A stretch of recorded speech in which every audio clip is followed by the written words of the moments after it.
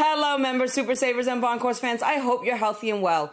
In today's video, we're going to talk about the 3 big 401k plan changes that will be coming in 2025 that you should be aware of, no matter when you plan to retire, if you work full-time or part-time, or whether you even have a 401k yet or not. The first significant change that we'll be talking about in today's video is about contribution limits. And in my mind, this is of particular importance to a super saving community like ours. As usual, here's our front of video disclaimer. For a detailed disclaimer, please refer to the end of this video. Let's dive in now, folks. According to an AARP survey from earlier this year, 1 in 5 Americans ages 50 plus have no retirement savings, and 61% are worried they will not have enough money to support them in retirement. Statistics like these are one of the primary reasons why there are catch-up contributions for retirement accounts if you're 50 and older. And a catch-up contribution simply means that from a certain age, you're allowed to put a bit more money into your 401k, in addition to the basic contribution limits that everyone gets. At the current time, there's only one type of catch-up contribution for 401k participants. In 2024, the additional catch-up contribution limit is $7,500 for those 50 and older. So far, so clear. And now comes the good news. Starting in 2025, the Secure 2.0 Act will increase the catch-up contribution limit for a certain age group. If you're 60 to 63 and still working, your catch-up contribution limit will increase to the greater of $10,000 or 50% more than the regular catch-up limit for people in their 50s. The IRS is expected to release the official 2025 limits for 401k contributions in the next few weeks. We expect the increases to be somewhat reflective of inflation. And as always, we'll keep monitoring the developments for our community here at Diamond NestEgg.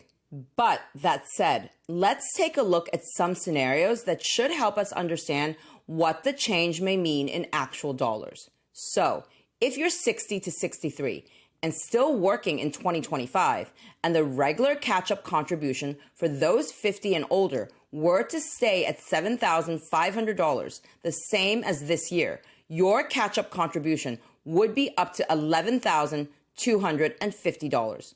And if the regular catch-up contribution were to increase to $8,000 in 2025, let's say, then the catch-up contribution limit for those 60 to 63 and still working would be up to $12,000.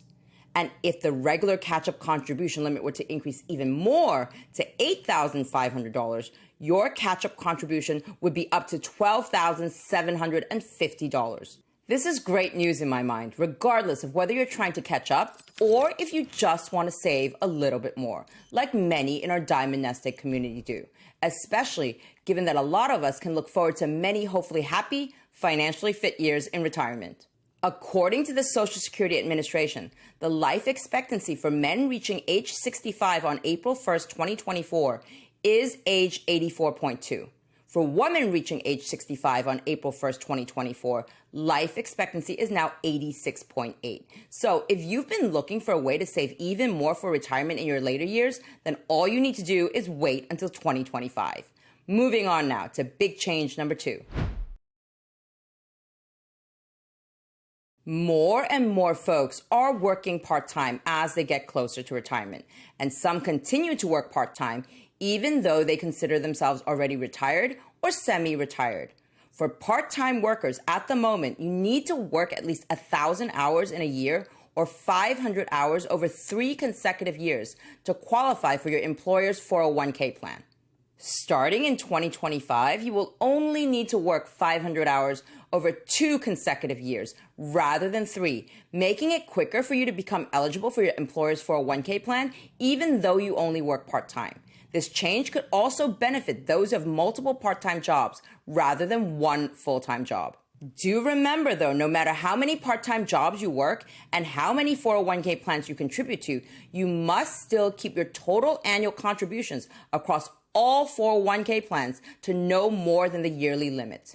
So, if you work 2 part-time jobs and contribute to 2 401k plans in 2024, your total 401k employee contribution limit across all plans, if you're under 50, is $23,000, meaning that you can, for example, contribute $15,000 to Company A's 401k plan, but then only $8,000 to Company B's 401k plan. Your total 401k employee contribution limit across all plans, if you're 50 or over, is $30,500 for 2024.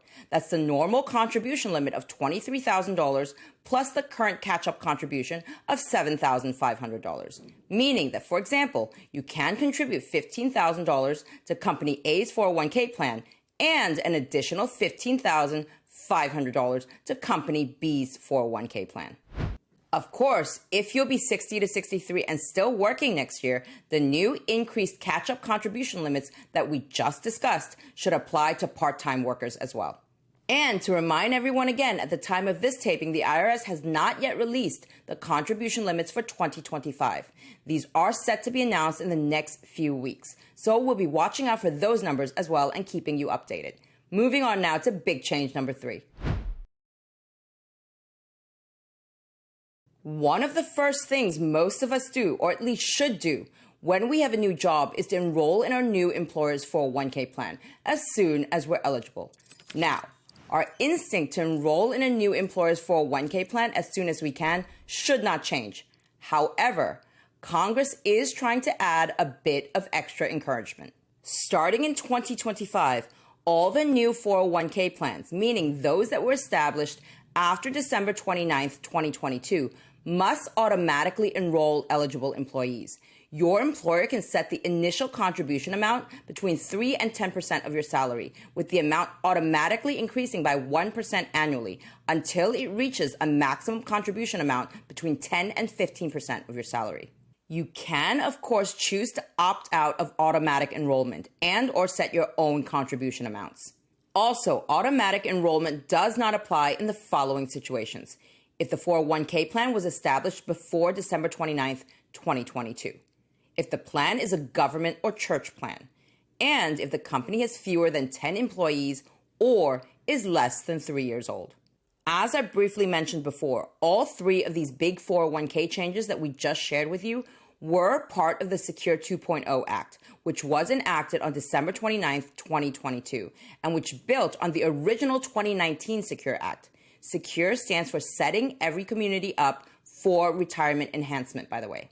The Secure 2.0 Act had close to 100 retirement-related rule changes and provisions for all different types of retirement plans. Some of these changes and provisions were rolled out in 2023 and 2024. We talked about these 3 big ones today for 2025, and there will be more coming in 2026 and 2027, and we'll be talking about those when the time comes.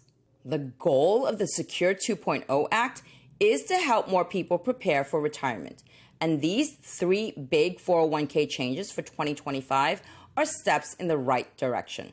But do keep in mind that there are other ways you can save for retirement outside of your 401k as well. For example, with health savings accounts and or deferred income annuities.